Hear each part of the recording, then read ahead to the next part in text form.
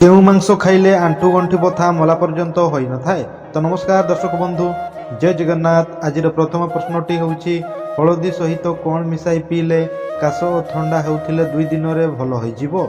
Option A ଜୁଆଣି, option B ମହୁ, option C ଗୁଡ଼ ଏବଂ ଅପସନ୍ ଡି ଲବଙ୍ଗ।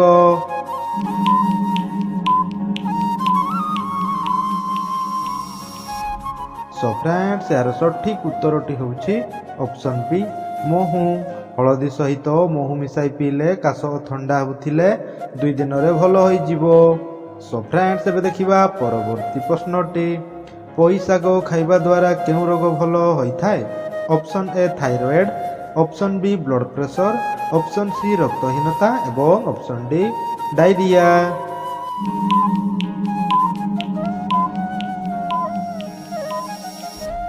ସୋ ଫ୍ରେଣ୍ଡସ୍, ଏହାର ସଠିକ୍ ଉତ୍ତରଟି ହେଉଛି ଅପସନ୍ ସି ରକ୍ତହୀନତା। ପୋଇ ଶାଗ ଖାଇବା ଦ୍ୱାରା ରକ୍ତହୀନତା ରୋଗ ଭଲ ହୋଇଥାଏ। ସୋ ଫ୍ରେଣ୍ଡସ୍, ଏବେ ଦେଖିବା ପରବର୍ତ୍ତୀ ପ୍ରଶ୍ନଟି। ଦାନ୍ତରେ କ'ଣ ଲଗାଇବା ଦ୍ୱାରା ଦାନ୍ତରୁ ରକ୍ତ ବାହାରିବା ବନ୍ଦ ହୋଇଯାଏ? ଅପସନ୍ ଏ ଅଦା ରସ, ଅପସନ୍ ବି ମହୁ, ଅପସନ୍ ସି ଘିଅ ଏବଂ ଅପସନ୍ ଡି ହଳଦୀ।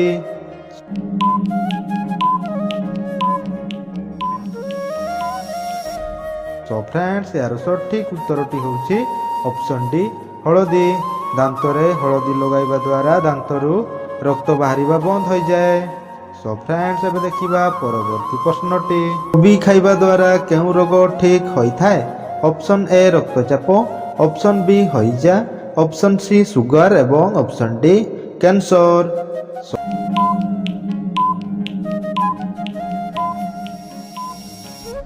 ସୋ ଫ୍ରେଣ୍ଡସ୍, ଏହାର ସଠିକ୍ ଉତ୍ତରଟି ହେଉଛି ଅପସନ୍ ଏ ରକ୍ତଚାପ।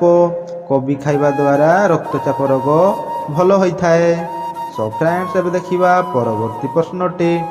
ଭାରତର କେଉଁ ରାଜ୍ୟରେ ଲୋକମାନେ ସାପ ତେଲରେ ରୋଷେଇ କରିଥାନ୍ତି? Option A Nagaland, option B Kerala, option C Assam ଏବଂ option D Manipur.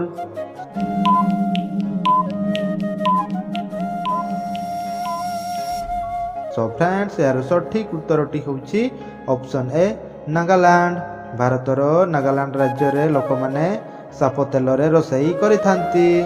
So friends, ଏବେ ଦେଖିବା ପରବର୍ତ୍ତୀ ପ୍ରଶ୍ନଟି। ପ୍ରତିଦିନ ଟମାଟୋ ଖାଇଲେ କେଉଁ ସମସ୍ୟା ଦୂର ହୋଇଥାଏ?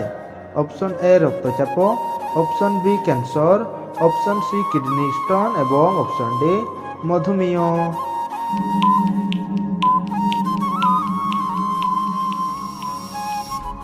ସୋ ଫ୍ରେଣ୍ଡସ୍, ଏହାର ସଠିକ୍ ଉତ୍ତରଟି ହେଉଛି option C kidney stone.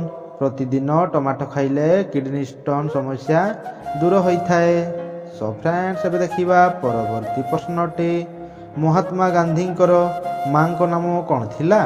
Option A Kasturba Gandhi, option B Putlibai, option C Indira Gandhi ଏବଂ ଅପସନ୍ ଡି ସାବିତ୍ରୀବାଇ।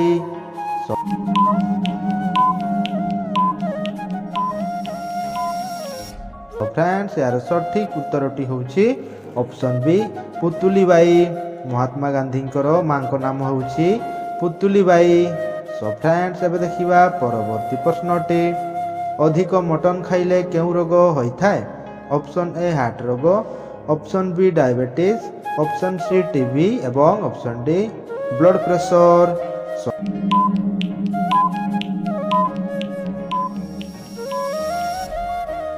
ଫ୍ରେଣ୍ଡସ୍, ଏହି ପ୍ରଶ୍ନର ସଠିକ୍ ଉତ୍ତରଟି ଜାଣିବା ପୂର୍ବରୁ ଯଦି ଆପଣମାନେ ଆମର ଚ୍ୟାନେଲକୁ ନୂଆ କରି ଭିଜିଟ୍ କରିଛନ୍ତି ତାହେଲେ ଚ୍ୟାନେଲଟିକୁ ସବସ୍କ୍ରାଇବ୍ କରି ପାଖରେ ଥିବା ଘଣ୍ଟି ବଟନଟିକୁ ଦବାଇ ଅଲ୍ ଉପରେ କ୍ଲିକ୍ କରିଦିଅନ୍ତୁ, ଯାହାଫଳରେ କି ଏହିପରି ଉପଯୁକ୍ତ ଭିଡ଼ିଓ ଆପଣମାନେ ସର୍ବପ୍ରଥମେ ପାଇପାରିବେ। ସୋ ଫ୍ରେଣ୍ଡସ୍, ଏହି ପ୍ରଶ୍ନର ସଠିକ୍ ଉତ୍ତରଟି ହେଉଛି ଅପସନ୍ ଏ ହାର୍ଟ ରୋଗ। ଅଧିକ ମଟନ୍ ଖାଇଲେ ହାର୍ଟ ରୋଗ ହୋଇଥାଏ। ସୋ ଫ୍ରେଣ୍ଡସ୍, ଏବେ ଦେଖିବା ପରବର୍ତ୍ତୀ ପ୍ରଶ୍ନଟି। କେଉଁ ଜୀବକୁ ସାପ କାମୁଡ଼ିଲେ ବିଷ ଲାଗେ ନାହିଁ? ଅପସନ୍ ଏ ବଗ, ଅପସନ୍ ବି ବାଘ, ଅପସନ୍ ସି ନେଉଳ ଏବଂ ଅପସନ୍ ଡି ମୟୂର।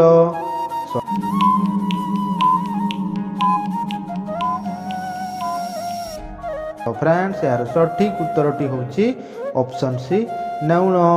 ନେଉଳ ଜୀବକୁ ସାପ କାମୁଡ଼ିଲେ ବିଷ ଲାଗେ ନାହିଁ। ସୋ ଫ୍ରେଣ୍ଡସ୍, ଏବେ ଦେଖିବା ପରବର୍ତ୍ତୀ ପ୍ରଶ୍ନଟି। କେଉଁ ଫଳ ଖାଇଲେ ରକ୍ତହୀନତା ରୋଗ ଦୂର ହୁଏ? ଅପସନ୍ ଏ ନଡ଼ିଆ, ଅପସନ୍ ବି କାକୁଡ଼ି, ଅପସନ୍ ସି ଡାଳିମ୍ବ ଏବଂ ଅପସନ୍ ଡି ସେଓ।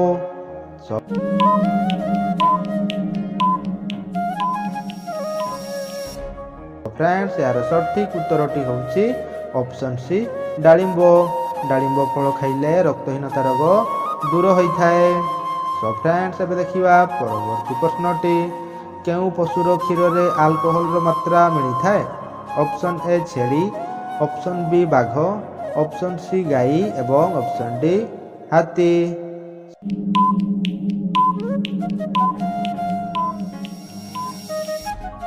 ଫ୍ରେଣ୍ଡସ୍ ଏହାର ସଠିକ୍ ଉତ୍ତରଟି ହେଉଛି ଅପସନ୍ ଡି ହାତୀ। ହାତୀ ପଶୁର କ୍ଷୀରରେ ଆଲକୋହଲର ମାତ୍ରା ମିଳିଥାଏ। ଫ୍ରେଣ୍ଡସ୍ ଏବେ ଦେଖିବା ପରବର୍ତ୍ତୀ ପ୍ରଶ୍ନଟି। ଦୁନିଆର ପ୍ରଥମ କମ୍ପ୍ୟୁଟର କେଉଁ ଦେଶ ତିଆରି କରିଥିଲା? Option A America, option B Bharat, option C Australia ଏବଂ ଅପସନ୍ ଡି ଜାପାନ।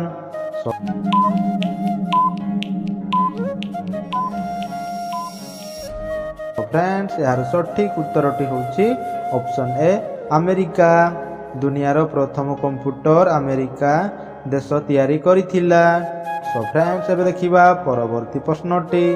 ଭାରତର କେଉଁ ରାଜ୍ୟରେ ସବୁଠାରୁ ଅଧିକ ମକା ଚାଷ କରାଯାଏ? Option A Karnataka, option B Odisha, option C Madhya Pradesh ଏବଂ ଅପସନ୍ ଡି ପଶ୍ଚିମବଙ୍ଗ।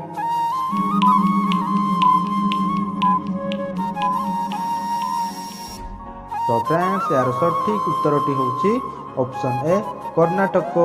ଭାରତର କର୍ଣ୍ଣାଟକ ରାଜ୍ୟରେ ସବୁଠାରୁ ଅଧିକ ମକା ଚାଷ କରାଯାଏ। ଫ୍ରେଣ୍ଡସ୍ ଏବେ ଦେଖିବା ପରବର୍ତ୍ତୀ ପ୍ରଶ୍ନଟି।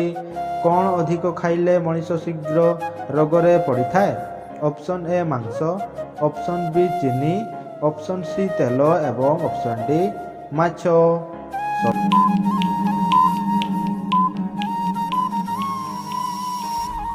ଫ୍ରେଣ୍ଡସ୍ ଏହାର ସଠିକ୍ ଉତ୍ତରଟି ହେଉଛି ଅପସନ୍ ସି ତେଲ।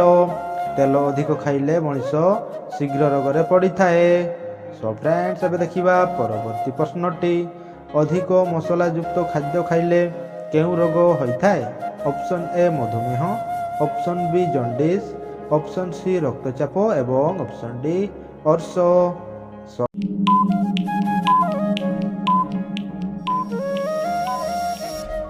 ଫ୍ରେଣ୍ଡସ୍ ଏହାର ସଠିକ୍ ଉତ୍ତରଟି ହେଉଛି ଅପସନ୍ ସି ରକ୍ତଚାପ। ଅଧିକ ମସଲାଯୁକ୍ତ ଖାଦ୍ୟ ଖାଇଲେ ରକ୍ତଚାପ ରୋଗ ହୋଇଥାଏ। ଫ୍ରେଣ୍ଡସ୍ ଏବେ ଦେଖିବା ପରବର୍ତ୍ତୀ ପ୍ରଶ୍ନଟି ବା ଶେଷ ପ୍ରଶ୍ନଟି। କେଉଁ ମାଂସ ଖାଇଲେ ଆଣ୍ଠୁଗଣ୍ଠି ସମସ୍ୟା ଦୂର ହୋଇଥାଏ? ଅପସନ୍ ଏ ଘୁଷୁରୀ, ଅପସନ୍ ବି କଇଁଛ, ଅପସନ୍ ସି ହରିଣ ଏବଂ ଅପସନ୍ ଡି ମେଣ୍ଢା।